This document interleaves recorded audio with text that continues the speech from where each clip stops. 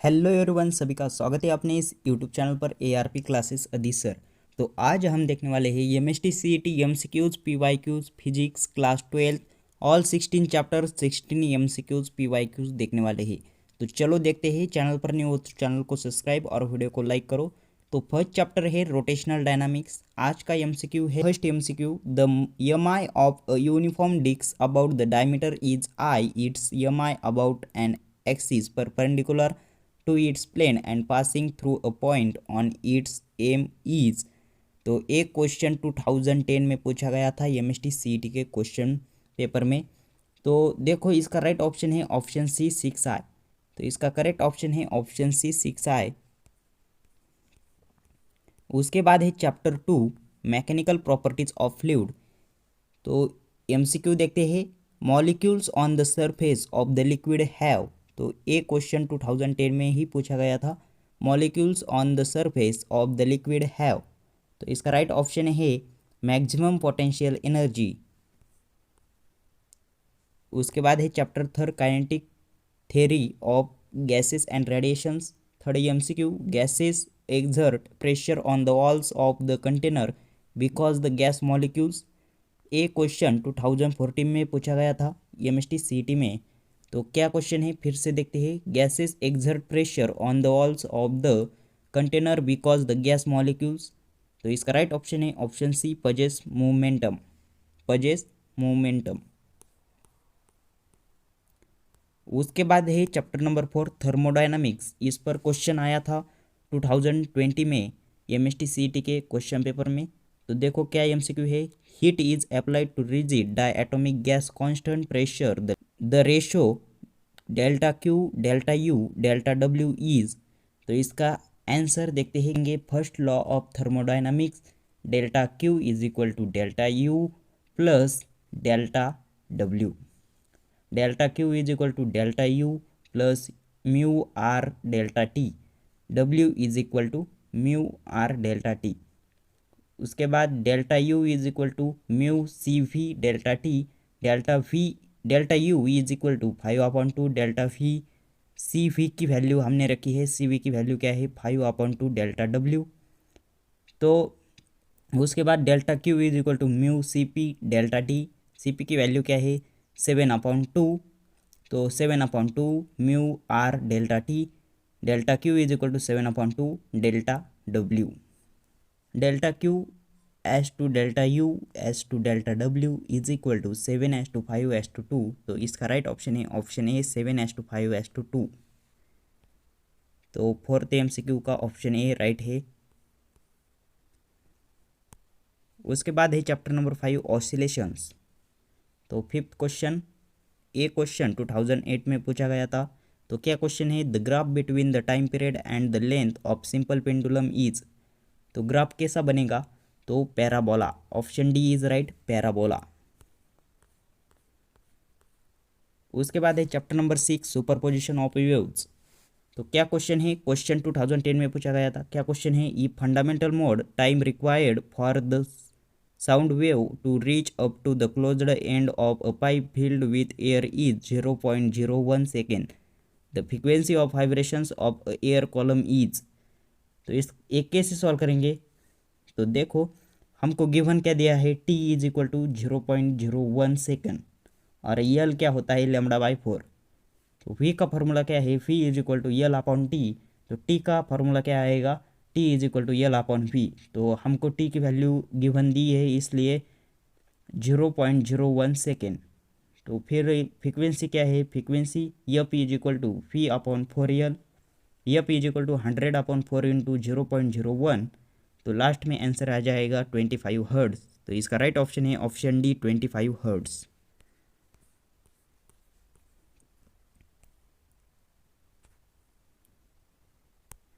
उसके बाद है chapter number 7, wave optics. 7 MCQ है। देखो एक क्वेश्चन 2005 में पूछा गया था, if a torch is used in place of monochromatic light in Young's experiment what will be happen. तो इसका राइट ऑप्शन है option A, no fringe will appear. Fringe is no appear.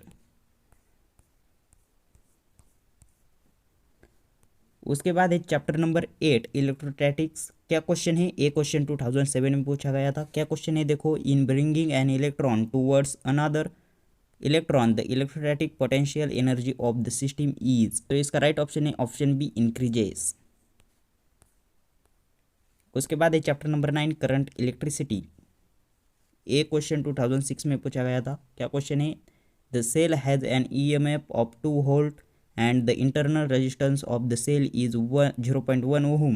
It is connected to resistance of 3.9 ohm. The voltage across the cell will be।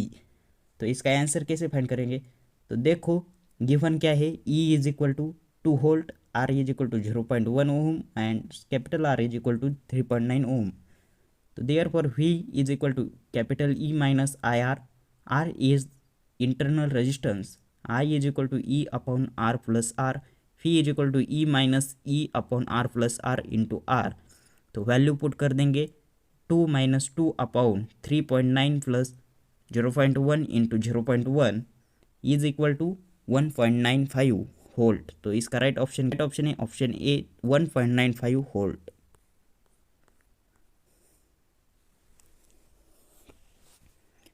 उसके बाद chapter number 10 है magnetic fields due to electric current. एक MCQ 2019 में पूछा गया था MST CET। तो question क्या है, maximum kinetic energy gained by the charge particle in the cyclotron is independent of.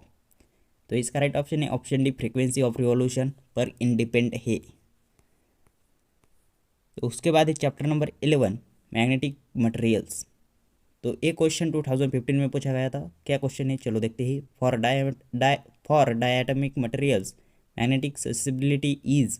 तो इसका राइट ऑप्शन है option A, small and negative होती है। उसके बाद है chapter number 12 electromagnetic induction. Self inductance of a straight conductor is. तो इसका राइट ऑप्शन है ऑप्शन ए, 0। ये क्वेश्चन 2022 में पूछा गया था। उसके बाद है चैप्टर नंबर 13 AC सर्किट। तो एक क्वेश्चन 2014 में पूछा गया था। क्या क्वेश्चन है, in series LCR circuit R is equal to 18 ohm and impedance is 33 ohm and RMS voltage 220 volt is applied across the circuit. The true power consumed in AC circuit is. तो इसका answer चलो देखते हैं। I is equal to P upon Z होता है। V की value है 220 given है, Z 33 है। तो इसका आंसर क्या आएगा, 20/3 एम्पियर।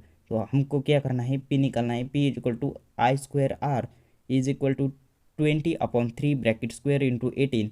तो लास्ट में इसका आंसर आ जाएगा 800 वैट। तो इसका राइट ऑप्शन है ऑप्शन डी, 800 W। उसके बाद है chapter number 14 dual nature of radiations and matter.